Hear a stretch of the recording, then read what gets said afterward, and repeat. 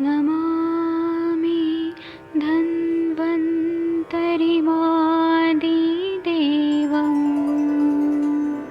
सुरासुरैर्वन्दितपादपद्मम् लोके जरामृत्युनाशं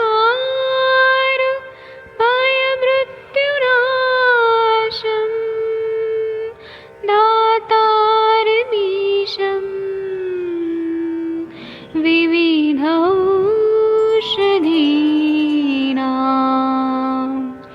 शङ्खं चक्रं जलौकां दधतं मृतघटं चारुतोर्भिश्चतुर्भिः सूक्ष्मस्वच्छादिरुद्यं शुकपरिविलसन् मौलिमम्भोजनेत्रम् कालाम्बोदोज्ज्वलाङ्गं कटितटविलसत् चारुपीताम्बराढ्यं वन्दे धन्वन्तरिन्तं निखिलगदमिव प्रौढदावाग्निनीलम्।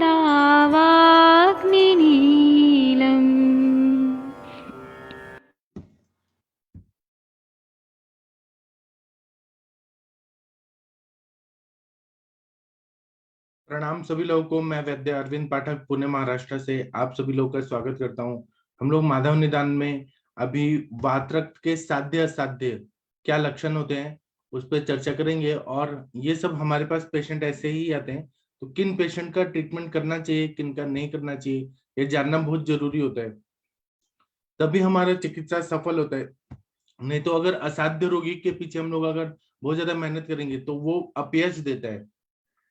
मतलब हमारा एक तो उनका पैसे का भी नुकसान होता है और उसके बाद में हमारा भी टाइम वेस्ट भी होता है। और फिर इसीलिए ना असाध्य रोगी को जान के हम लोग ये एटलीस्ट बोल सकते हैं कि हम ट्रीटमेंट कर रहे हैं, लेकिन आपको कितना सफलता मिलेगा इसकी कोई गारंटी नहीं है।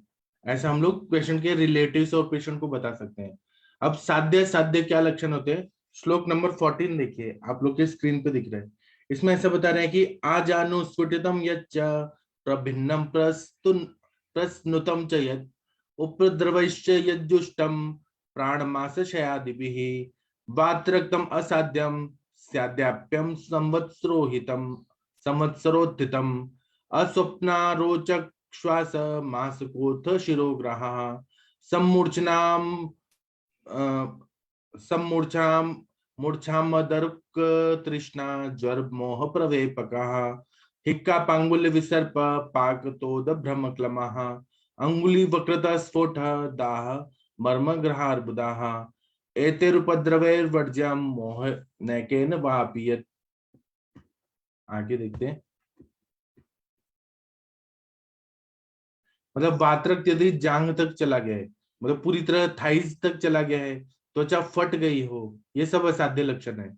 देह में घाव हो गया है, बहुत ज्यादा ना ऐसे वुंड्स हो गए हैं, बहुत सारा, इतना ज्यादा वो वातरक्त बढ़ गया है। स्त्राव होता हो, आगे कहे हुए सब उपद्रव भी हो जाते हैं। प्राण मांस और बल क्षय हो गया है तो असाध्य हो जाता है। इसमें मतलब पूरी तरह से शोष हो रहा है, वेट लॉस हो रहा है, बहुत ज्यादा स्त्राव हो रहा है, घाव हो रहा है, त्वचा फट गई है, जंघा तक फैल गया है।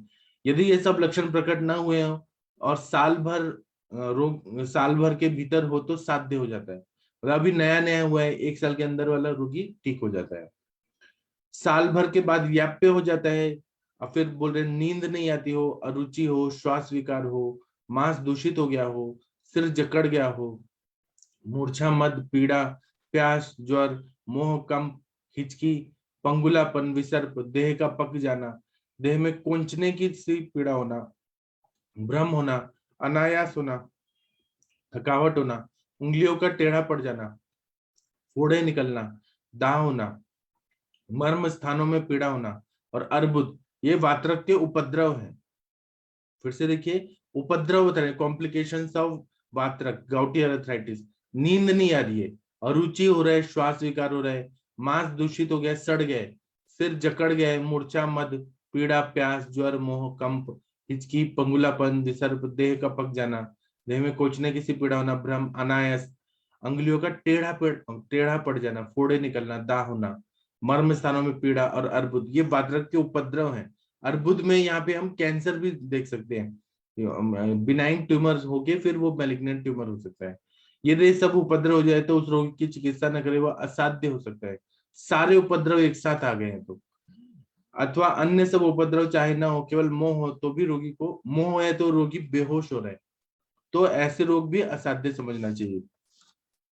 टीकाकार क्या बोलते हैं कि असाध्यत्वादिकमाह आजानित्यादि आजानु जानु पर्यंतम गतम असाध्यम तथा स्फुटितादिकम स्फुटितम दलित्व प्रभिन्नम विदीर्णत्व उपद्रवेदृत्यादो आदि शब्देन वक्ष्यमाणा नाम स्वप्नादिनाम ग्रहणम व्याप्यम संवत्सरोत्थितम इत्यनेन संवत्सरादिवाक् साध्यम यदि स्फुटित गादयो न भवेत्योरित्याहु अस्वप्नेत्यादि पांगुल्यम पंगुता मोहे न केति वचनात् पूर्वोक्ते समस्ते द्वित्रिदादिभिः चेति ज्ञापयति। इसमें बोल रहे हैं कि वात्रक के असाध्यत्वादि लक्षणों का निर्देश करते हैं। आजान्वित्यादि, आजानु अर्थात घुटनों तक पहुंचने वाला, मतलब ये थाइज में पूरा फैल गया है और उसके बाद में ये जानु संधि तक जा रहे हैं, मतलब नी जॉइंट तक जा रहे हैं, तो वात्रक असाध्य होता है। इसी प्रकार स्फुटित हो गया है, मतलब फट गया है, प्रभिन्न हो गया है, और प्रस्तुत वात्रक भी असाध्य होता है, मतलब वहां से ब्लीडिंग हो रही है, बहुत ज्यादा खून आ रहा है। स्फुटित मतलब जिसमें त्वचा में चिरके आ गए हैं, प्रभिन्नम मतलब जिसमें त्वचा फट गई है, फुट गई है। उपद्रव शब्द से आगे कहे जाने वाले अस्वप्न अरोचक आदि उपद्रव का ग्रहण होता है। याप्यम संवत्सरोतितम अर्थात 1 वर्ष से स्वल्प समय वाला साध्य होता है। एक वर्ष का पुराना वात्रक जो है वो 1 वर्ष से ज्यादा हो गया है तो वो याप्य होता है, ये साधारण नियम है। यदि संवत्सर के पहले भी प्रभिन्न प्रसृत हो गया तो वो असाध्य होगा। मतलब क्या हो रहा है कि एक साल के अंदर के पहले भी 2-3 महीने में भी अगर फट गया है बहुत ज्यादा तो उसकी व्याप्ति ज्यादा हो गई है, वह भी असाध्य हो जाता है। अस्वप्न इत्यादि पंगु लूले को कहते हैं जिसमें दोनों टांगों की शक्ति नष्ट हो जाया करती है। मोहे नेकेन मतलब इत्यादि वचन से पूर्वोक्त समस्त और 3 उपद्रव से युक्त होने पे असाध्य हो जाता है, इस बात को स्पष्ट करते हैं। जो वात्रक घुटनों तक फट गया है, बहने लग गया है, मतलब इतना रक्त की दुष्टि होगी कि फटने लग गया, बहने लग गया, प्राण शक्ति का ह्रास हो चुका है, मांस भी क्षीण हो चुका है और आगे कहे जाने वाले अस्वप्न अरोचक आदि उपद्रव हो गए हैं, तो ऐसा वात्रक असाध्य हो जाता है। उपद्रवों से रहित 1 वर्ष से स्वल्प समय वाला वात्रक साध्य होता है और 1 वर्ष का हो जाने पे याप्य हो जाता है। ऐसा आचार्य लोगों ने कितने पेशेंट्स देखे होंगे वात्रक के, तब उन्होंने पूरा सब ग्रंथ लिखा है। वात्रक के उपद्रव बता रहे हैं कि निद्रा नाश, अरोचक, श्वास रोक का हो जाना, मांस गलने लगना, सिर का जकड़ा रहना, मूर्छा होना, मेद होना, पीड़ा होना, तृष्णा अधिक होना, ज्वर होना, मोह होना, कंप होना, हिचकी होना, वात्रक के कारण टांगों की शक्ति समाप्त हो जाना, फिर उसके बाद में टांगों की शक्ति समाप्त हो गया, मनुष्य लूला हो गया है, विसर्ग हो गया है, सारा शरीर पक गया है, चुभते पड़ गई हैं, भ्रम, चुभके मतलब वहां पे क्रैक्स हो गया पूरा सब जगह, फिर भ्रम रोग हो जाए, क्लम मतलब बिना परिश्रम की थकावट हो, उंगलियां टेढ़ी पड़ जाए, शरीर में बड़े बड़े स्फोट हो जाए, उंगलियों में फोड़ने की सी पीड़ा हो, उंगलियों गांठों में से भी स्फोट उत्पन्न हो जाए, सारे शरीर से आग सी लगी रहे, बस्ती प्रदेश, हृदय प्रदेश, शिरोमंडल आदि मर्म स्थानों में अत्यंत जकड़न और पीड़ा हो, शरीर में छोटे छोटे अर्बुद हो जाए, ये वात्रक के उपद्रव होते हैं। इनसे युक्त वात्रक असाध्य होता है। यदि ये न भी हो तो केवल मोह हो तो रोगी बार बार मूर्छित होता है, वह भी असाध्य हो जाता है। जिसमें पूर्वक सारे उपद्रव एवं मोह एवं विशिष्ट उपद्रव न उत्पन्न हुए, ऐसा वात्रक ज्ञाप्य होता है। तो जब तक चिकित्सा करेंगे तब तक ठीक होगा, जब चिकित्सा बंद किया तो वो फिर से बढ़ जाएगा। जिसमें कोई उपद्रव ना हुआ वह साध्य होता है। एक दोषाणु नवीन वात्रक साध्य होता है, नवीन दो दोषज याप्य होता है, त्रिदोषज वात्रक असाध्य होता है, इसमें पूर्वोक्त उपद्रव उत्पन्न हो जाए वह भी असाध्य होता है। आतंक दर्पणकार कहते हैं कि माधवकार ने स्वयं नहीं लिखा है, लेकिन इसमें ऐसा और ये बता रहे हैं कि विशेष रूप से वात्रक जो रहता है, आजकल वात्रक और उरु स्तंभ के रोगी तो दिखाई देते हैं, जो मतलब जो पहले के जमाने में यातायात के साधन जैसे हाथी घोड़ा ऊंट आदि रहते थे, और संदेहवाहक निरंतर कई कई दिनों तक सवारी करते थे। मार्ग में रूखी सूखी रोटी नमक मिर्च के साथ चलते चलते खाने से अन्न का विदग्ध पाक हो जाता था। ये तो खाने में भी रूखा सूखा खा रहे हैं, मिर्ची वगैरह खा रहे हैं, और ऊपर से फिर आराम नहीं कर रहे हैं, ट्रैवलिंग कर रहे हैं, पैर लटका के कर रहे हैं। उनसे विदग्ध रस रक्त को भी विदग्ध कर देता था। ऊंट घोड़े पर निरंतर सवारी करने पर हाथ पांव तो नीचे ही लटके रहते हैं, अतः विदग्ध रक्त का संचय हाथ पांव में हो जाता है। निरंतर हाल लगने से वायु का प्रकोप हो जाता है, और इसलिए हाथ पांव में संचित दुष्ट रक्त वहां से फूटना आरंभ हो जाता है। और इतना ज्यादा कभी कभी ये व्याप्ति बढ़ जाती है, और संचित इतनी ज्यादा हो जाती है कि वो फट जाता है पूरा। जो लोग बहुत ज्यादा ऐसे ट्रैवलिंग करते हैं पैर लटका के, आजकल भी लोग क्या करते हैं, खाना खाते हैं और बाइक से बहुत लॉन्ग डिस्टेंस में जाते हैं और खाने में भी रूखा चीज खाते हैं, उनको भी ये हो जाता है। जो बताया है वो 100% मिलता है। अभी आप लोग बताइए, कंचन मैम आपके पास असाध्य पेशेंट आए, कभी ऐसे देखा है कि आप वातरक के पेशेंट देख रही है लेकिन असाध्य है? प्रणाम सर। हाँ प्रणाम। सर मतलब जो हमारी हड्डियां है वो टेढ़ी मेढ़ी होना, हाथों की पैरों की, घुटनों को भी टेढ़ा होते हुए मैंने देखा है। पर ये बाकी जो मतलब स्किन फट जाती है, ये बहुत ज्यादा कॉम्प्लिक मतलब एक्सेस वाली जो भी है ना, यहाँ पे लक्षण ये तो नहीं दिखे है सर। पर ये टेढ़े हो गए हैं, ऐसे दिखते हैं सर पेशेंट।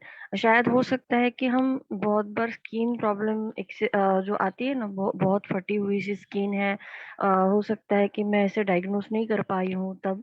तो हो सकता है कि वातरक्त वाला पेशेंट हो। पर सर यहाँ पे जैसे मैं पहले ही बोल देती हूँ, जहाँ पे मुझे डिफॉर्मिटी दिखती है ना, तो मैं इसको उनको बोल देती हूँ कि ये मैं हाथों की उंगलियों को तो मैं शायद ठीक नहीं कर पाऊंगी, पर आपका पेन थोड़ा सा सबसाइड हो सकता है मेडिसिन से, या फिर ये यहाँ पे बीमारी जो है आपकी यहाँ पे रुक जाएगी आयुर्वेदिक मेडिसिन से। पर इसको पूरा ठीक करना पॉसिबल नहीं है, ऐसे बोल देती हूँ सर पहले ही। क्योंकि इतनी टेढ़ी होती है उंगलियां वहां पे, जैसे गांठें जैसे बन जाती है, तो वो मुश्किल हो जाता है उनका ठीक होना। तो बाकी के लक्षण तो मैंने नहीं देखे हैं। पता नहीं अभी आगे के लिए देखने को मिलेंगे या भी नहीं, पर नहीं देखे हैं सर ये बाकी के। ठीक है। जी और सर। किसी ने देखे हैं ऐसे असाध्य रोगी? असाध्य रोगी या बहुत सारे कॉम्प्लिकेशन वाले, किसी का एक्सपीरियंस है तो बताइए वातरक्त में। नहीं तो फिर हम लोग और कुछ बात करते हैं। कल डॉक्टर गीता पटेल मैम ने बोला था कि कुछ क्वेश्चन पूछना था। आशा मैम, हाँ, हैंड रेज किया है, बताइए। जी प्रणाम सर, गुड मॉर्निंग सभी को। सर ये असाध्य रोगी वाला जो यहाँ पे लक्षण बताए गए हैं ना, वैसे नहीं, लेकिन उसमें से कुछ कुछ लक्षण वाले रोगी मेरे पास अभी चल रही हैं, फीमेल है।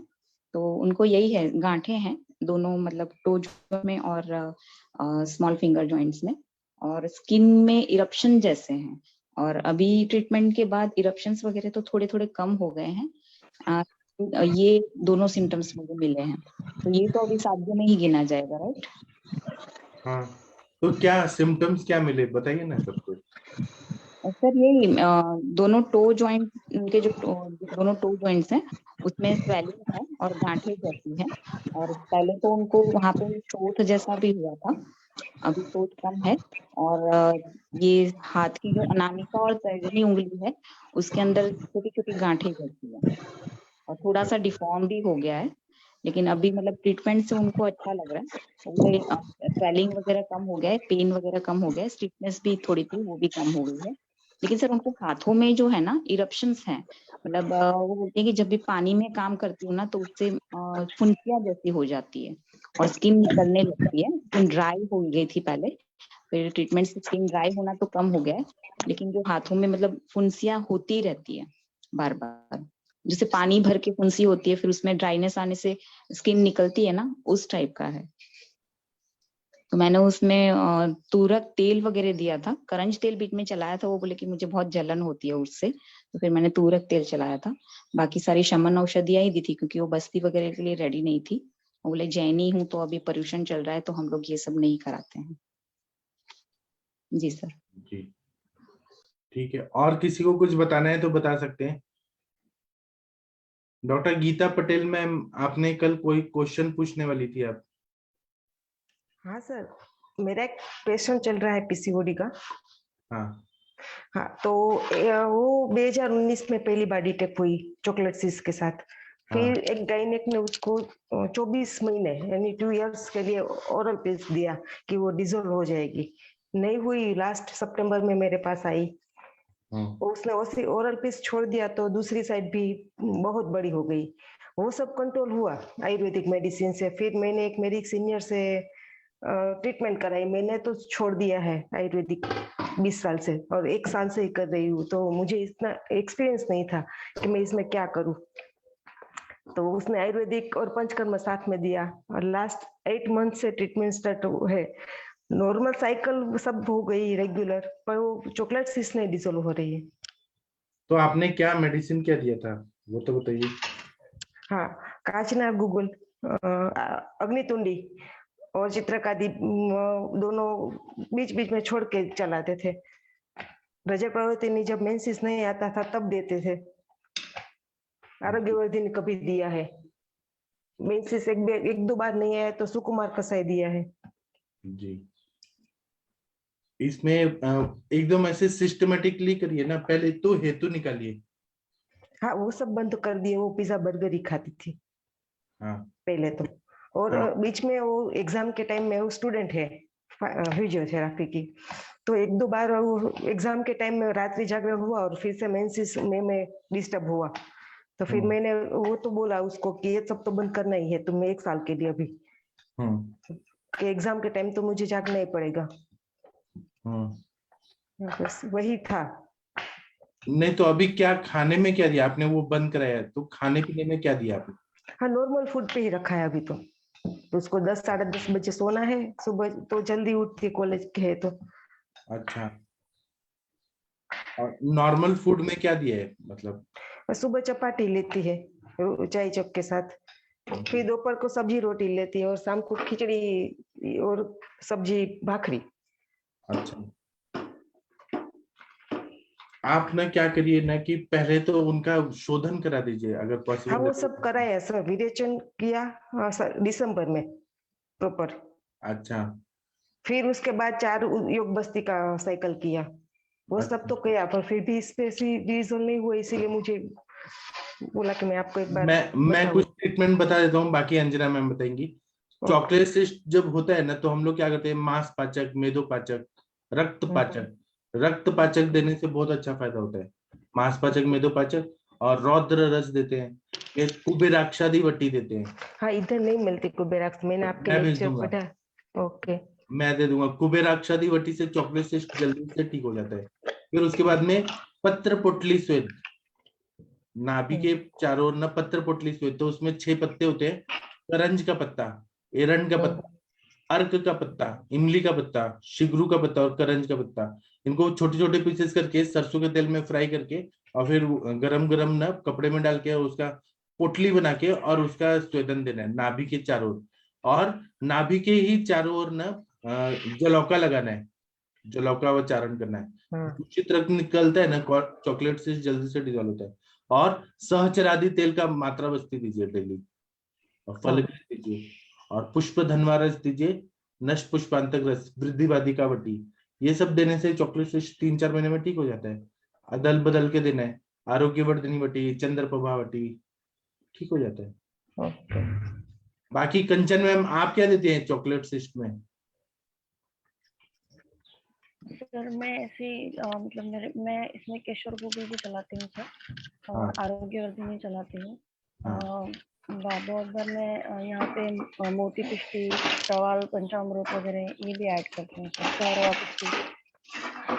अच्छा, बाकी ये मेरे पास स्त्री रसायन वटी होती है, संतति सुधा है, नारी सुधा है, तो ये चलाते हैं सर, चंद्र प्रभा है। अच्छा, तो अकॉर्डिंग टू पेशेंट चलाया जाता है मैम, जैसे कि पेशेंट बाकी लक्षण भी लेके आता है उसके साथ, तो उसको भी देखिए पहले और उसके हिसाब से ट्रीट करना पड़ेगा। जी सर। किसी और को चॉकलेट सिस्ट में है क्या एक्सपीरियंस, यहाँ पर बताइए। कुछ आप लोग का फॉर्मुलेशन है। अंजू मैम आप बताइए। चॉकलेट सिस्ट पे इलाज किया है आपने? माधुरी मैम, हाँ जी बताइए। अंजू मैम। जी सर, प्रणाम सर। हाँ सर ये सब जो आपने बताया ना, मांसपाचक, मेदोपाचक, रक्तपाचक, ये सब देती हूँ सर मैं, रौद्र रस और गोविराक्ष। हाँ, तो फायदा होता है ना? हाँ जी सर, हाँ जी, इनसे तो वैसे बहुत अच्छा, मतलब जल्दी हो जाता सर। हाँ मेरे को 3 महीना मिनिमम, मैक्सिमम 6 महीना में चॉकलेट सिस्ट पूरा डिजोल्व होते हुए दिखा है। हाँ जी सर, मैं भी 3 महीने के बाद कोई भी जैसे फाइब्रोइड या सिस्ट कोई भी हो तो 3 महीने बाद करवाती हूँ फिर मैं दोबारा स्कैन। हम्म। आप अंजू मैम कहाँ प्रैक्टिस करती हैं? सर मैं गवर्नमेंट जॉब पे हूँ सर, पंजाब में। हाँ हाँ, पंजाब में। तो आपके इधर सप्लाई में सब आता है ना ये सब जो आप नहीं सर, नहीं नहीं सर। तो वहां पे क्या दवाइयाँ आती है गवर्नमेंट में? चंद्रप्रभा तो आता होगा, पुष्पधन आता सर होगा। सर हमारे ना, सर ये भी नहीं आती सर हमारे ना पंजाब में। एक्चुअली ये जो आपका ये पाचक वाला सिद्धांत था ना, वो मैंने इसी प्लेटफॉर्म से सीखा। अच्छा। पाचक वाला यहाँ पे नहीं यूज करता था, कोई भी नहीं यूज करता, किसी को पता भी नहीं है कि यहाँ पे पाचक, अभी शायद थोड़ी अवेयरनेस होगी हो। तो मैंने यहीं से आयुष दर्पण से ही सीख के ये सब सीखा। तो फिर मैं तो यही सब चलाती हूँ अब मैं, मतलब बस कहीं से सर अरेंज करवा के कुछ रख देती हूँ अपनी वहां पे ना हॉस्पिटल में। अदरवाइज सप्लाई में सर ऐसा कुछ नहीं आता। सर पंजाब में कुछ भी नहीं आता। कोई बात नहीं, अभी कमल मैम भी बताएंगी। और न नहीं आता तो क्या है, आप करवा के रखिए ना। हाँ जी सर, वही करते हैं फिर अभी ना, अभी वही करती हूँ मैं। अभी तो कुछ दिन बाद आप आयुष मिनिस्टर हो जाएंगी, तो फिर तो आप ये सब पूरे इंडिया में करवा देंगी सब बात। जी सर यहाँ सर। मेडिसिन सप्लाई बहुत ज्यादा कम है नहीं है। अभी क्या है कि धीरे धीरे अवेयरनेस आएगा, रिजल्ट आने लगेगा, तो फिर डिमांड बढ़ेगा। हाँ हाँ जी जी सर। सर। जी ठीक है। कमल मैम आप क्या देती हैं? चॉकलेट सर से गुड मॉर्निंग। आप क्या अभी देती हैं? हाँ, कौन से सर अभी जुड़ी हूँ मैं। चॉकलेट सिस्ट के पेशेंट हैं डॉक्टर गीता मैम के, तो आप क्या देती हैं चॉकलेट सिस्ट? मैं सर अभी तक उसमें सर मांसपाचक, मेदपाचक देती हूँ, हाँ कुबेरक्ष भी देती हूँ। आपकी कुबेरक्ष बहुत अच्छी है उसमें से। और हाँ। पेशेंट को मात्रा बस्ती भी देती हूँ। और यूनिपिचू के लिए शिग्रु तेल या अपना सहचर तेल भी देती हूँ, और अभ्यंग के लिए। और पेशेंट का आहार विहार भी थोड़ा सा चेंज कर देते तो उसमें चॉकलेट। और सर वरुणादि कौत का उसमें बहुत अच्छा रिजल्ट है, तो वो बस्ट भी हो जाते हैं चॉकलेट से। कितना टाइम वरुणादि और लगता है? शुगर। कितना टाइम लगता सर है? मेरे पेशेंट का तो चॉकलेट से मेरे पास पेशेंट आती है तो उस टाइम पे तो इरेगुलर मेंसेस करके आती है, लेकिन 16 डेज में तो 2 महीने के बाद उसका मेंसेस अपने आप आ जाता है। और उसके बाद मैंने जब स्कैन किया तो वो चॉकलेट सिस्ट नहीं रहती, लेकिन मात्रा बस्ती हर रोज करनी चाहिए पेशेंट को। और नशे के लिए बच्चा तेल नशे में देती हूँ पेशेंट को। और क्या चीज का मात्रा बस्ती देती है? सहचर तेल का देती हूँ सर। हाँ, वही सहचर चीज तेल। मैंने भी यही सब बताया, मुझे हाँ एक्सपीरियंस है ना, वो ठीक हो जाता है। सर, आप तो कमल हमारे मैम, गुरु हैं। कमल हाँ मैम, बोलिए। नस्य नस्य वचा का नस्य इधर कैसा काम करेगा? मैम वचाटेल का एज ए सीरो विरेचक भी रहेगा इधर पे, यानी एचपीओ एक्सिस के कारण तो हमारा जो सिस्ट है वो ओव्यूलेशन में प्रॉपर नहीं रहता, इसीलिए तो चॉकलेट में कन्वर्ट हो जाती है।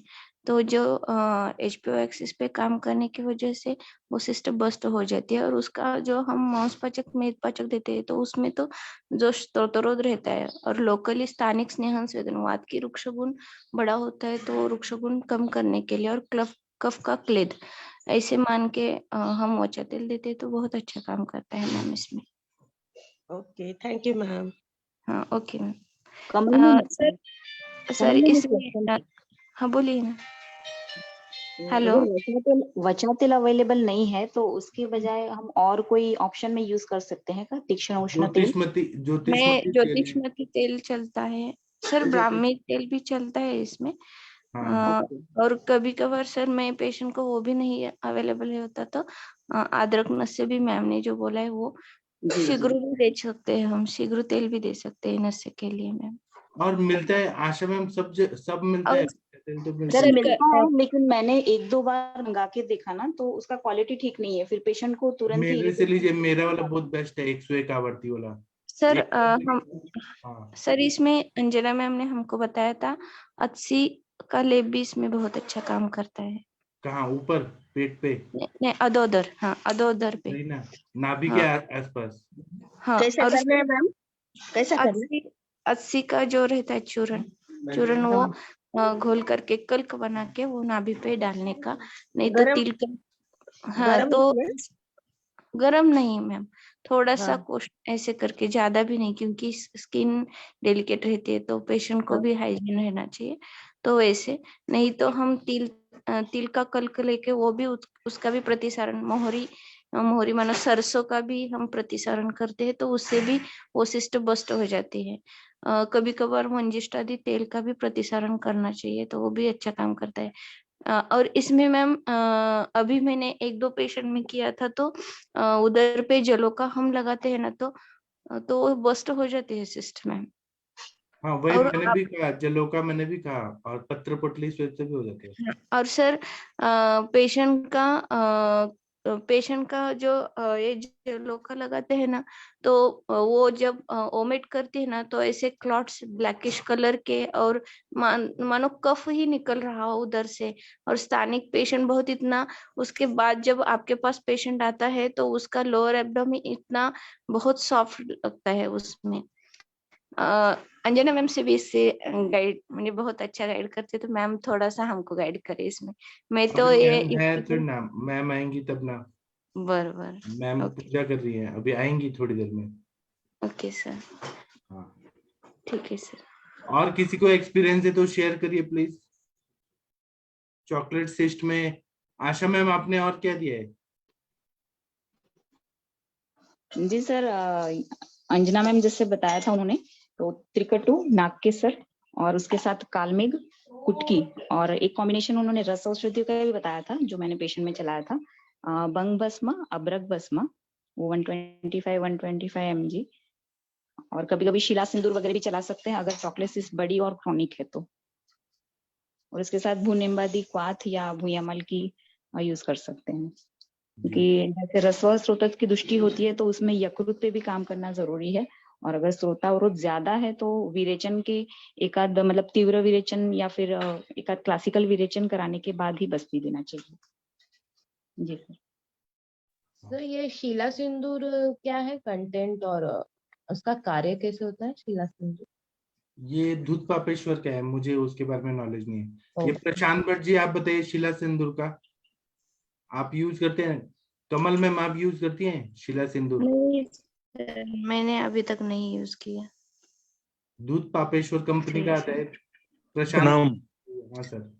कंटेंट तो मुझे अभी इतना भी याद नहीं है, ताम्र भस्म में और कज्जली रहती है उसमें, पर बेसिकली जो मतलब वेरिकोज वेन होती है या जहाँ पे मतलब कहीं पे कोई अवरोध हो, कोई नस में या कोई वेन में अवरोध होता है, तो उसको निकालने का काम करता है सर वो शिला सिंदूर।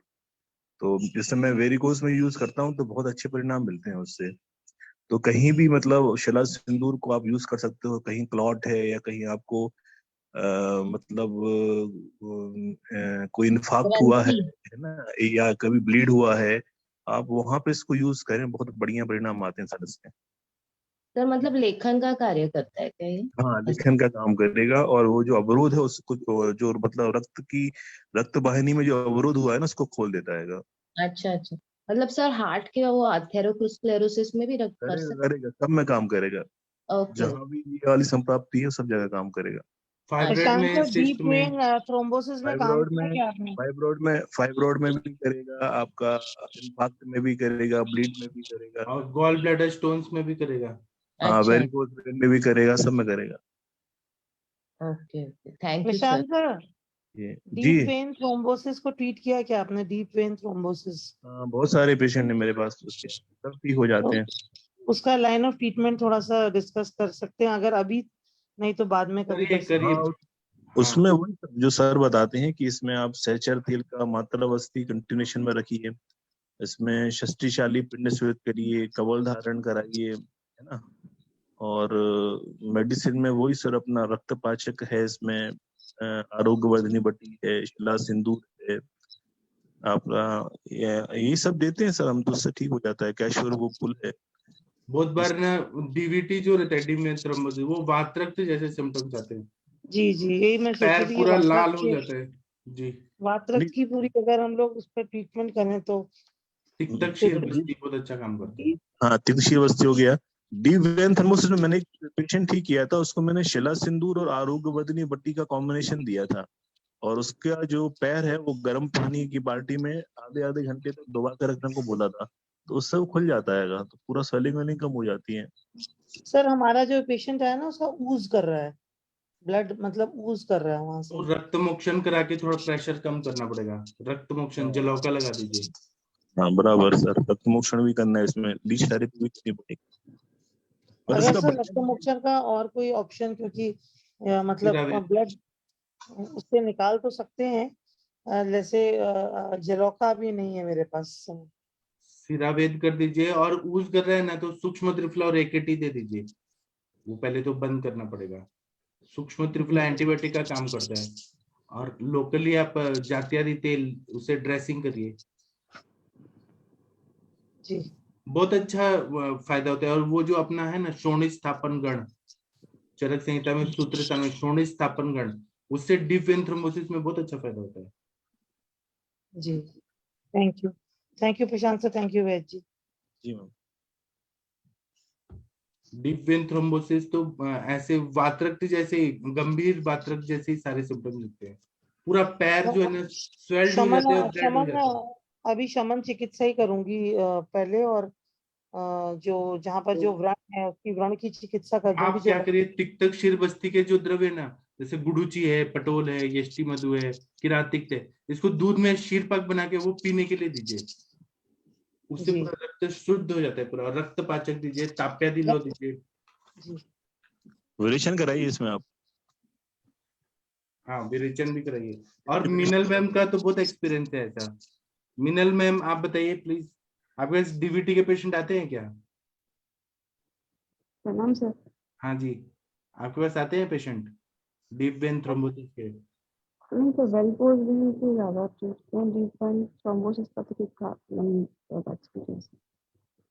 अच्छा, वैजी की संप्राप्ति क्या होती है, मतलब कैसे ये हो संप्राप्ति जाता है? यही होती है कि थ्रोम्बोस्ट हो जाते हैं वेन्स जो रहते हैं ना पेन में, पैरों में सेफनियस वेन्स वगैरह, वो पूरा थ्रोम्बोस्ट होते हैं। उनका हेतु क्या निकलता है, जो वात्रक के हेतु है कि पेशेंट ना रूखा सूखा खाते हैं और उसके बाद में पैर लटका के रखते हैं, ट्रेवलिंग होता है, सारा वात्रक का सारा चीज वही मिलता है। जी वो लोग एलोपैथी के डॉक्टर्स वारफेरिन और इकोस्प्रिन देते हैं, लेकिन वो ठीक नहीं होता है पेशेंट। आर्थेरोस्क्लेरोसिस, प्लेक फॉर्मेशन जैसे होते हैं कंडीशन वहां पे, गुठली गुठली हो जाते हैं वेन्स में, थ्रोम्बोस्ट हो जाते हैं ना, गुठली गुठली पूरा हो जाता है, तो वो ब्लड थिनर देते हैं वो लोग। अपने आयुर्वेद से पूरी तरह से संप्राप्ति भंग होती है।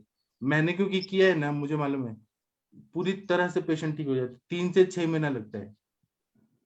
तो अगर मतलब हम शमन, एक तो विरेचन मुझे समझ में आया कि पहले दीपन पाचन करके विरेचन कर देते हैं, उसके बाद फिर उसको आरोग्य वर्धिनी, जब आरोग्य वर्धिनी तो हम शुरू में ही दे देंगे दीपन पाचन जब कर रहे होंगे। रक्त पाचक देंगे ना, क्योंकि रक्तवत स्रोतस का व्याधि है, रक्तगत आम है, तो रक्त पाचक, रस पाचक, ताप्या दिलाओ, ये बहुत अच्छा काम। नित्यानंद रस इतना बढ़िया काम करता है, क्योंकि उसमें 7 डेज करके दे देती हूँ वेजिस, रस पाचक, फिर पाचक और आरोग्य वर्धिनी बराबर चलता रहेगा। उसके बाद विरेचन देने के बाद फिर शिला सिंदूर और केशर गुकुल और सूक्ष्म त्रिफला लंबा चला दे।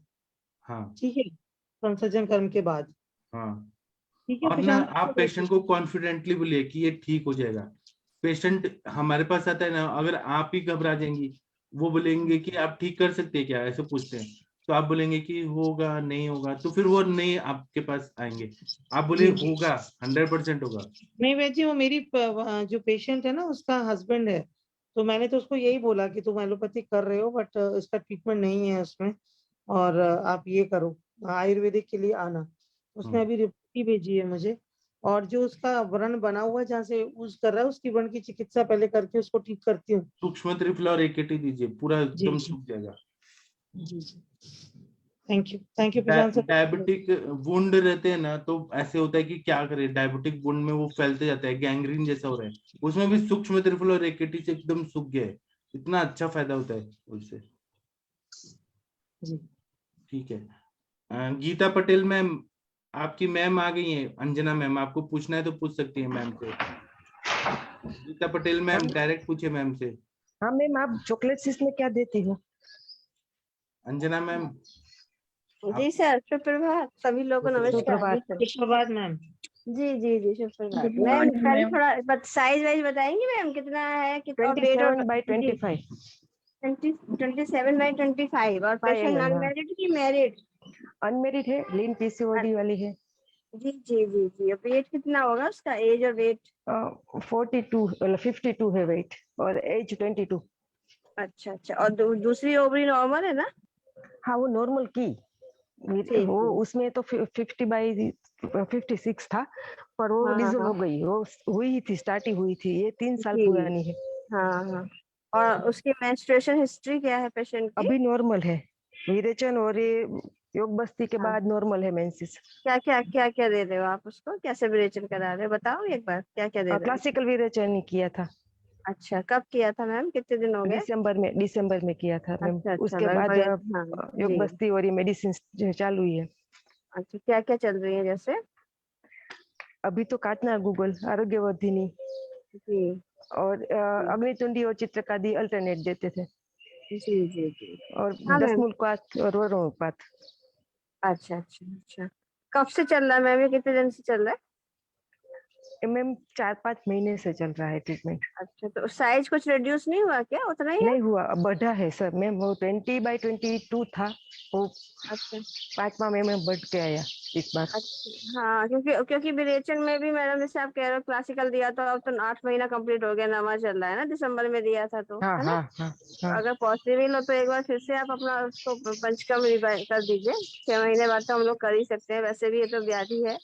और दूसरी बात ये है कि अगर ऐसा नहीं हो पा रहा है तो नित्य विरेचन पे रखिए, है ना? हाँ नित्य हाँ विरेचन हाँ। के लिए जैसे हम लोग देते हैं ना, आरगवत चूर्ण देते हैं, है ना? इसमें आरगवत चूर्ण मिला दीजिए थोड़ा सा, जैसे 2 ग्राम आरगवत मिलाइए तो 1 ग्राम पंचकर्म मिलाइए, पंचकोल मिलाइए, और इसमें साथ में आप दीजिए पंचतिक्थ घृत सुबह के समय, ठीक ओके है? और ओके और उसका जो अनुपान आप दीजिए, वो अनुपान बरोड़ सिंधु से दे दीजिए। ओके और इसके बाद थोड़ा सा जो है क्रव्याद रस दे दीजिए, क्रव्याद रस में थोड़ा सा शिला सिंदूर मिला दीजिए, है ना? Okay ma'am. क्रव्याद शिला सिंदूर, उसके साथ में थोड़ा सा जो है आप यहाँ पर काशीश दे सकती हैं, काशीश भस्म, ठीक है मैम? थोड़ा सा काशीश भस्म देके थोड़ा गिलोय सत्व दीजिए, शंख भस्म, टंकड़ भस्म, ठीक है मैम? और हाँ मैम, सौरिस्त्री लिखना मंगेश, पड़ेगा। हाँ लिख लीजिए मैडम, लिख लीजिए। मैम इसमें कैस्टर ऑयल का आप नित्य विरेचन बोल रही हैं, तो वीकली नहीं, कैस्टर ऑयल। जी मैम। मैंने बोला वो मैडम ना, शुरू में सुबह के समय मेरा नेचर है ना, मैं सुबह के समय जो नित्य विरेचन देती हूँ खाली पेट, वो घृत पान कराइए, क्योंकि पित्त भी कहीं ना कहीं जैसे चॉकलेट सिस्ट है ना, तो रक्त की विकृति हुई है, और रक्त की विकृति पित्त से ही होती है। तो यहाँ पहले हम ना घृत से कराएंगे ना तो ज्यादा फायदा होगा। रात को सोते समय हम 2 चम्मच दूध के साथ या गुनगुने पानी के साथ दे सकते हैं एरन तेल, आप सही कहते हो, हम देते भी हैं। लेकिन मेरे मॉर्निंग आवर्स में थोड़ा घृतपान कराने से मेधा की वृद्धि होती है, और थोड़ा सा मन भी थोड़ा वैसा होता है ना, घृत के अपने गुण हैं और तेल के अपने गुण हैं। तो मेरा थोड़ा सा ये मानना है कि मॉर्निंग आवर में, और हमारे सारे पेशेंट जनरली पित्त और रक्त दुष्टि के ही होते हैं, फिर वायु और कफ कुपित होता है, तो मुझे तो मैं त्रिदोषस मान के ही चिकित्सा पे ले जाती हूँ इनको, तो रिस्पॉन्स मिल जाएगा मैडम को। गीता मैम, नोट हो गया? हाँ हाँ, तो क्रव्याद रस बोला था मैंने, शिला सिंदूर हाँ बोला था उसमें, हाँ। है ना? उसमें थोड़ा सा काशीश बस बोला था, थोड़ा शंख टंकड़ बोला था, गिलोय सत्व ऐड कर दीजिएगा, बाय विडंग चूर्ण, और काल मेघ सब के साथ दीजिएगा, है ना? थोड़ा सा काल मेघ का एड ऑन कर दीजिएगा, और वहां पे कांचनार गुलगुल चलाइए थोड़ा। हाँ और जैसे मैडम ओके कह रही वंदना मैडम, एरन तेल का नाभि पूरण भी काम करेगा, अधोदर लेपन भी काम करेगा एरन तेल का। और उसके अलावा बस्ती और नस्य के यहाँ पे आपको फायदा मिलेगा। एरन तेल अब ना तो मतलब 20 टंकन के ml बाद आपने क्या बोला? शंख भस्म, टंकन भस्म, विडंग और हाँ, शंख भस्म के साथ काल मेघासव हाँ अनुपान वो तो देखिए। काल मेघा हाँ सब। हाँ ओके। हाँ, अनुपान, उसके बाद थोड़ा सा काचनार गुलगुल। हाँ एरंड तेल को जैसे 2 चम्मच 1.5 चम्मच पेशेंट की प्रकृति के हिसाब से उसको गुनगुने पानी के साथ या गुनगुने दूध के साथ रात में सोते समय दीजिए। और थोड़ा ओके। नाभि पूरण कराइए, थोड़ा सा अधोदर लेपन कराइए, तल हृदय मर्म पे भी लगवा सकते हो आप। है ना मैम? हाँ, और हाँ मात्रा बस्ती और नक्शे प्लान करिए। हाँ, मात्रा बस्ती तो सर्च कीजिए। जी, नस्य, नक्शे के लिए अगर आपको मिल जाता है तो यहाँ शतपुष्पा तेल का अच्छा रोल मिलेगा हाँ आपको, हाँ, सतपुष्पा मेरे पास है ना? हाँ, तो उसका हाँ नक्शा कर दीजिए। और हाँ बस्ती के लिए भी सहस्रादि कर दीजिए, दशमूल कर हाँ दीजिए, है ना? हाँ इस हाँ तरह का कर दीजिए। जी, इस तरह का ही करिए, थोड़ा सा मात्रा बस्ती करिए। हाँ,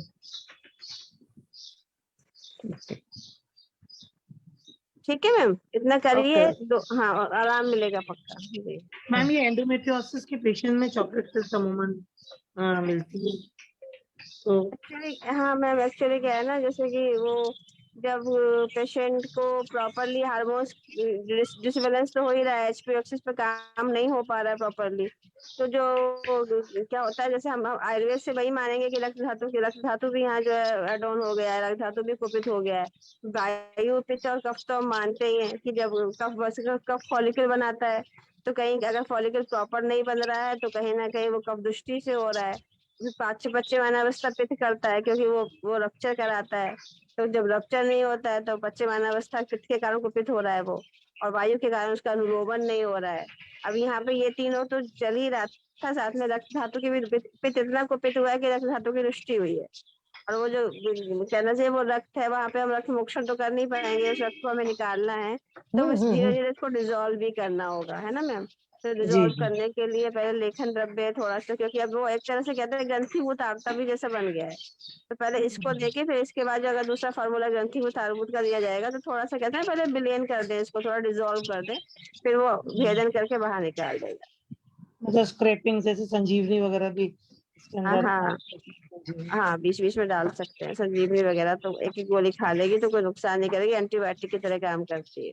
जी मैडम ऐड कर सकते हो आप इसमें, एक एक गोली संजीवनी की 250 mg वाली ओके कर सकते हो। जी, बताइएगा फॉलोअप मैडम, है ना? Okay okay. 1 महीने के बाद फॉलोअप बताइएगा। मैम जी, इस शंकर और टंकन के शंख भस्म और टंकन के बाद आपने कोई भस्म बोली, वो मिस हो गई। शंख शंख शंख बोला था मैडम मैंने, शंख। उसके बाद टंकन बोला, उसके हाँ बाद गिलोय हाँ सत्व बोला था मैम। ओके। हाँ गिलोय, यस यस हाँ यस, गिलोय थैंक यू। से, हाँ हाँ हाँ। ओके मैम क्रव्याद बोला, शिला सिंदूर, काशीश भस्म, किलोय, सत्व, शंख भस्म, टंकन और अनुपान काल में गासा। और ठीक उन्होंने है बोला, बाय डिवीजन बोला और सुबह वायुवेदन का भी अरहर, बोला। पंचकोल और तिक्त घृत। वाह मैडम, याद कर लिया आपने। अच्छा लगा, ठीक है मैम।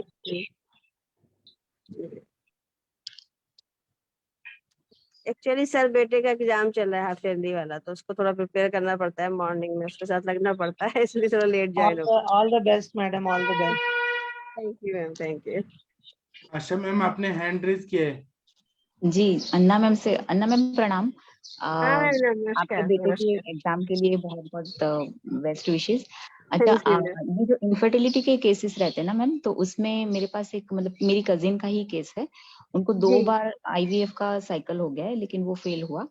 तो जी फिर उसके बाद उन्होंने ईटी वगैरह एकदम डाउन था, तो जी उन्होंने बताया कि अभी मेनोपॉज में जा रहा है पेशेंट, तो कंसीव नहीं कर सकती है, क्योंकि अगर इसमें अगर ट्राई भी करेंगे तो नेगेटिव ही आएगा रिजल्ट। फिर जी उन्होंने एलोपैथिक छोड़ के आयुर्वेदिक ट्रीटमेंट कराई, जी क्योंकि वो वहाँ दूसरी और जगह रहती है, तो मैंने अपने सीनियर से गाइड करा के फिर कराया था। तो जी अभी बोल रहे हैं कि ठीक है, मतलब 2 साल से वो कंटिन्यू ले रही है ट्रीटमेंट, तो मतलब एंडोमेट्रियल थिकनेस तो आ गई है 7.5 जितनी, लेकिन स्कैंटीमेंसिस है मैम।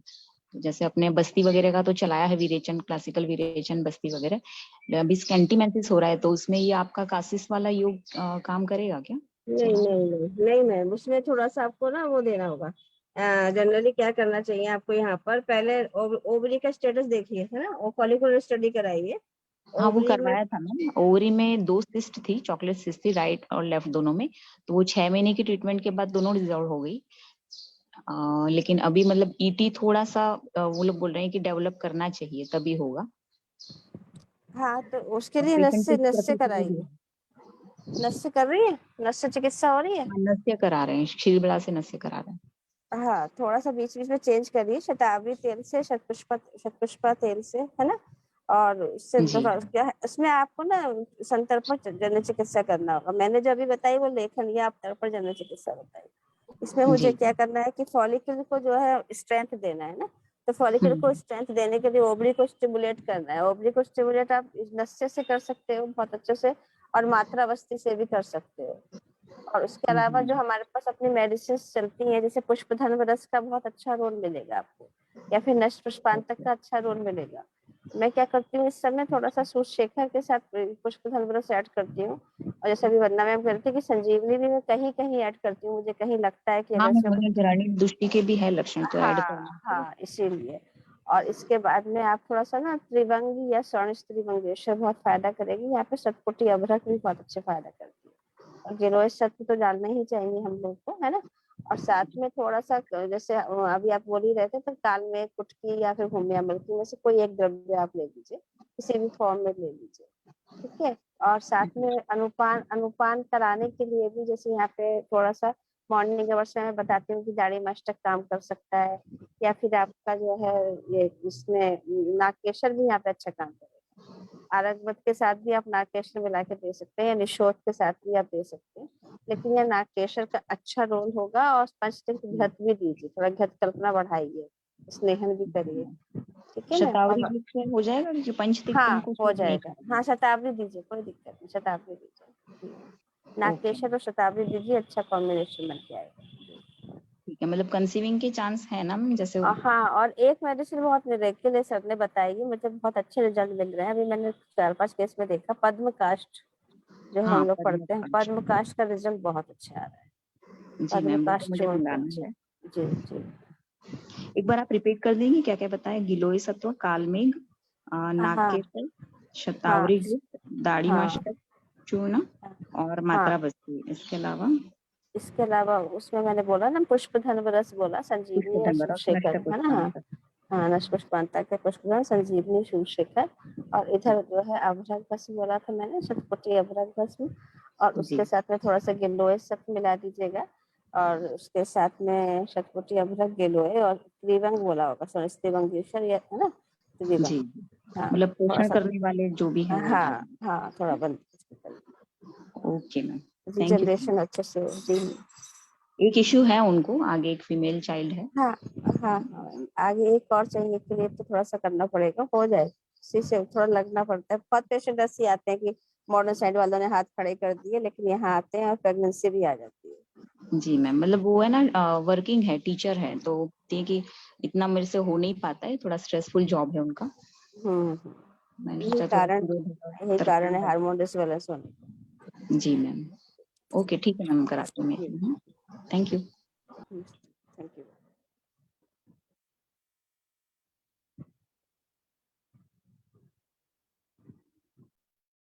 और किसी को कुछ बोलना है तो बोलिए। ये एक श्लोक रह गया था 18 नंबर, ये मैं पढ़ देता हूँ, फिर अध्याय खत्म हो जाएगा। इसमें बोल रहे अकृत्सन्नोपद्रवम व्याप्यम साध्यम चा निरुपद्रवम एक दोषानुगम साध्यम नवम व्यापम त्रिदोषजम त्रिदोषजम असाध्यम साध्यस्यरुपद्रवा। मतलब कोई उपद्रव नहीं है तो रोग असाध्य होता है। वातरक्त का एक दोष की अधिकता से और नया हो तो भी साध्य होता है। संपूर्ण उपद्रव न हो, थोड़े उपद्रव हो तो याप्य होता है, और दो दोषों से उत्पन्न भी याप्य होता है। यदि संपूर्ण उपद्रव हो और रोग तीनों दोषों से प्रकोप से हुआ है तो वो असाध्य हो जाता है। ठीक है, वैद्य जितेंद्र मिश्रा जी आप हैं क्या? आपने लिखा है कि आपके पेशेंट आ गए वमन के। वैद्य जितेंद्र मिश्रा जी सुन पा रहे हैं क्या? शायद नहीं सुन पा रहे हैं। और कोई केस कुछ बताना चाहते हैं तो बताइए, नहीं तो अभी हम थोड़ा ब्रेक लेंगे। Hello sir. हाँ हेलो सर, हाँ जी, एक पेशेंट के बारे में पूछना था अंजना मैम से हाँ आपसे। पूछिए पूछिए। सर एक पेशेंट है मेरे पास, 23 इयर्स है, और उसका जो अभी तक कंसीव नहीं हुआ, 3.5 इयर्स हो गए मैरिड लाइफ के लिए उसके, और उसका टॉर्च इन्फेक्शन भी है सर। और उसका जो पेल्विस जो स्कैन किया है उसमें सर यूटेराइन फाइब्रॉइड है, और लार्ज साइज उसकी 12 mm इतनी है। और उसका जो लैप्रोस्कोपिक किया था सर उन्होंने, तो उसमें लेफ्ट साइड ट्यूब जो फिमरियल एडहेरेंट नो स्प्लिंज बोला है, क्वेरी ब्लॉकेज बोला है, और राइट साइड में भी स्प्लिंज में आफ्टर फोर्स के बाद ट्यूबल स्प्लिंज दिखा है उसमें। और पीसीओडी भी, बल्कि पीसीओडी ऐसे दिखा है, मॉन्टॉक्स टेस्ट भी पॉजिटिव है। और पेशेंट का सर ग्लूकोज टॉलरेंस टेस्ट किया था उन्होंने, तो उसमें वो 250 करके आया था। और HbA1c जो 5.6 दिया था उसको, AMH 8.2 है, और अभी किया है AMH, वो उसमें 14 है सर AMH। और ब्लड ग्रुप उसका बी, मेल का बी निगेटिव है और फीमेल का ये पॉजिटिव है। और पेशेंट का जो मेंसेस रहता है वो सर, वो ग्रंथियुक्त मानो डिस्मेनोरिया फर्स्ट डे इतना रहता है कि उसको मेडिसिन लेना ही पड़ता है। मलाउस्तंभ रसक्षय की भी दृष्टि है, और वात प्रधान पित्त उसकी नाड़ी थी सर, रसक्षीणता भी थी, और पेशेंट का कंप्लेंट है लॉस ऑफ लिबिडो। तो सर इसमें और मेल पार्टनर का जो है उसमें sir right inguinal total herniation है, और स्पाइनल कॉर्ड नॉर्मल है सर, लेकिन उसमें जो एपिडिडेमिस में भी नॉर्मल है, टेस्टिकुलर दोनों भी नॉर्मल है उसमें, और उसको ऑलिगोस्पर्मिया है सर। तो फीमेल में सर इतने हैं, और थायराइड की भी मेडिसिन उसको चल रही है। तो ये बायलैटरल जो ट्यूबल स्प्लिंज बोला है ना सर, एडेजेंस एंड ब्लॉकेज बोले हैं, और फिम्ब्रियल एंड में बोले हैं, तो इसमें सक्सेस रेट कैसा रहेगा? और सर एक केस मेरे पहले लिए तो थोड़ा हेतु टफ लग बताइए, रहा है। हेतु बताइए ना अच्छे से कि हेतु क्यों पेशेंट हुआ। का सर, खाने का हेतु जो रहता है ना, उसमें पेशेंट बेकरी प्रोडक्ट्स बहुत लेता था, और लेकिन खाने का टाइम सुबह 10 बजे खाती है, रात को 9 बजे खाती है, और सोने का टाइम जो रहता है उसका वो भी अच्छा है सर। और बाकी खाने में जो अभी मैंने बोला है, तो सिर्फ फास्ट फूड ही लेती थी, और उपवास बहुत करती थी सर वो अभी कम किया है उसका, और चपाती भाकरी वगैरह ऐसे कुछ भी नहीं लेती वो। और विषमासन करके रहता था, तृष्णा वेग धारण, मलमूत्र वेग धारण ये भी रहता है सर उसमें, और डिस्मेनोरिया ये पैसे, और रिपीटेड सर यूटीआई करके रहता है पेशेंट का। और बचपन में वो पेंसिल मृदी का भक्षण भी करती थी, ये भी है उसका हेतु सर। इतने हेतु निकाले मैंने। तो इसमें सर अभी स्टार्ट कहाँ से करूँ? आप क्योंकि कैसे करेंगे? फाइब्रेट ठीक करना चाहती हैं, ट्यूबल ब्लॉक करना चाहती हैं, आप कैसे करना चाहती हैं? यूटेरन सर मल्टीपल फाइब्रॉइड है, यूटेरन ये भी है। तो मांस उसके पाचक, बाद मेरु पाचक, कुबेराक्षादि हाँ, गठरी, ये सब दीजिए, रौद्र तो रस। सर अभी वो दीपन पाचन करके मैं वो दूंगी, लेकिन ये मुझे थोड़ा सा दिक्कत है, लैप्रोस्कोपिक जो चेंजेस है ना लेफ्ट साइड फिम्ब्रियल एंड में जो एडेजेंस है ना सर, और ब्लॉकेजेस है, उसके लिए इसमें कैसे ट्रीटमेंट करें? और दीपन पाचन करके पेशेंट, लेकिन पेशेंट बोलता है कि सक्सेस होगा या नहीं, और उनको ये IVF ही हो बोला जाएगा। है। वो हमारे सर का है ना रजत फॉर्मूला, एक देखिए रजत फॉर्मूला, वो बहुत अच्छा काम करता है उसमें। और बाकी बाद में तो आपको उत्तर बस्ती देना पड़ेगा। हाँ, अंजना मैम से पूछिए, अंजना मैम बताएंगे। और हेलो, हाँ गुड मैम, मॉर्निंग हाँ मैम। मैम, हाँ मैम, बहुत सुन रही थी। एक्चुअली मैम आपको 1 बाय 1 चलना होगा ना। पहले क्या करना है, हाँ, क्योंकि हम जो दृष्टि है ना, वो हम कहते हैं ना, हम अक्सर बात होती है कि यहाँ रस में ही दृष्टि हो रही है। तो पहले तो लाइफ स्टाइल हाँ, थोड़ा थोड़ा ठीक है, लेकिन इसके बाद भी आपको उसको मेडिटेशन की तरफ ले जाना पड़ेगा, है ना। क्योंकि HPO एक्सेस हाँ, पे ही जो कहते हैं ना बेस होता है, उसको हमें एक्टिवेट करना होगा। तो उसके लिए हमें अच्छे से पेशेंट को मेडिटेशन, जैसे ओम का जाप, बहुत अच्छे से उसको समझाइए कि आप कम से कम पहले स्टार्टिंग करिए, 11 बार, 21 बार, 31 बार, 51 बार तक ले जाइए। प्राणायाम उसको मतलब कराइए, सूर्य नमस्कार उसको करवाइए, ठीक है। और उसका वेट हाँ। वेट कितना होगा आपके हिसाब से? नॉर्मल है ना? मैम 50 kg वेट है, 50 हाँ। kg और वेट है उसका। एज एज और मेल कितना का है? Age age age 23। और हाइट? हाइट 5 फीट 4 इंच है। हाँ, तब ठीक है। तो उसको फिर भी मैं कहती हूँ ना, ऐसे केसेस में क्या करना चाहिए कि थोड़ा सत्तू ले लीजिए, जौ का सत्तू ले लीजिए, और उससे पहले त्रिफला कषाय बनाइए। रात को त्रिफला चूर्ण को जल में भिगो के रख दीजिए, और सुबह को उसका त्रिफला पात बनाइए, उसको उसमें जौ का सत्तू के साथ, जौ के सत्तू को हम त्रिफला कषाय में ही डाल के पिलाएंगे। शुरू में 2 चम्मच 3 चम्मच तक अगर पेशेंट ले पाए, मॉर्निंग अवर्स में उसको दे दीजिए। और साथ में जैसे हम लोग बताते हैं मेडिकेटेड घृत बताते हैं, महातिक घृत वगैरह बताते हैं, उसको भी एड ऑन करिए। मॉर्निंग में घृत लेके, फिर ये सत्तू वाला जो है त्रिफला कषाय पिएगी, तो जो आप पहले क्या है उसकी जो शुद्धि करनी है ना, श्रोत शुद्धि करनी है, श्रोत अवरोध बहुत ज्यादा है, तो यहाँ उसको इस पे रखना पड़ेगा। और उसके बाद फिर जैसे कुबेराक्षादी बटी, द्रव्याद रस, आरोग्य बदली, मतलब आपको अल्टरनेटिव लेना है, वो सब नहीं लेना है, उसको आप स्टार्ट कर दीजिए खाने से पहले, आधा घंटा पहले आप कुबेराक्षादी ले लीजिए। और उसके बाद में फिर थोड़ा सा क्या काम करना है कि हमें अभी काम करना है पूरा गृहिणी दृष्टि पर, तो यहाँ लघु बसंत मालती अच्छा काम कर जाएगा। साथ में लघु बसंत मालती के साथ जैसे मैं एड ऑन करती हूँ संजीवनी, गिलोय, त्रिभंग, है ना। और उसके साथ में अगर थोड़ा सा आप यहाँ पे डालना चाहते हो, क्योंकि हमें उस पर भी देखना है, लेखन द्रव्य भी ऐड करना है, तो यक्षाद यहाँ थोड़ा सा दे दीजिए, यक्षाद और शंख दे दीजिए। और साथ में थोड़ा सा कुटकी वगैरह ऐड करना पड़ेगा आपको, यहाँ कुटकी का ही काम मिलेगा। और अनुपान में आप जो है थोड़ा सा इधर वरुण शिगरू ऐड ऑन करिए। ओके, शिगरू का थोड़ा मैम सा वरुण शिगरू कौत ना, वरुण शिगरू। हाँ मैडम, वरुण शिगरू। ओके। और उसके साथ में थोड़ा सा फिर काचनार, रति बाती का बट्टी, एरंड तेल, है ना। इसी तरह से अभी स्टार्टिंग करिए। इसकी पहले थोड़ा सा जो है उसको कॉन्फिडेंस आए और थोड़ा शुगर लेवल कम करिए, फिर श्रोतोशोधन करिए। देन उसके बाद फिर धीरे धीरे लेखन द्रव्य बढ़ाइए। नस से जरूर करिए, चाहे आप सिंपल नस से करिए, पंचतीर्थ घृत से नस, हाँ पंचतीर्थ घृत से ही नस से कर दीजिए, शतपुष्प तेल से नस से कर दीजिए। मैम उन्होंने 2 इयर्स के लिए डायबिटिक मेडिसिन लिए है, लेकिन मैंने अभी लेटेस्ट जो शुगर का रिपोर्ट किया है तो फास्टिंग उसका 70 आया है और पोस्टपेरेंडल 92 आया है। तभी तो आपसे कह रहे और हैं, इसीलिए आपसे कह रहे हैं हमें श्रोतोशोधन करना। हाँ बताइए। हाँ तो पेशेंट बोलता है कि डायबिटिक की गोलियां ले रही हूँ, लेकिन इसका जो अभी उन्होंने 1 महीने नहीं लिया डायबिटिक का गोलियां, और पेशेंट का ओवरऑल हम जो देखते हैं ना, तो उसमें थायराइड भी कभी एक्सटर्नल अपीयरेंस भी नहीं दिखता, और डायबिटिक का जो रहता है पेशेंट का वीकनेस वगैरह ऐसे कुछ भी नहीं है पेशेंट के लिए। पेशेंट हेल्दी रहता दिखता है मैम, पूरा थोड़ा सा रस क्षीणता दिखती है पेशेंट के पास। तो लेकिन डायबिटीज का जैसा थोड़ा सा ओवरऑल पेशेंट में रहता है ना, तो वैसे कुछ भी नहीं है। बर्निंग मिक्सचरेशन जो सत्तू वगैरह जो बताया जाता है ना, वो इसीलिए बताया जाता है क्योंकि मतलब पोस्ट डायबिटिक भी मान सकते हो आप।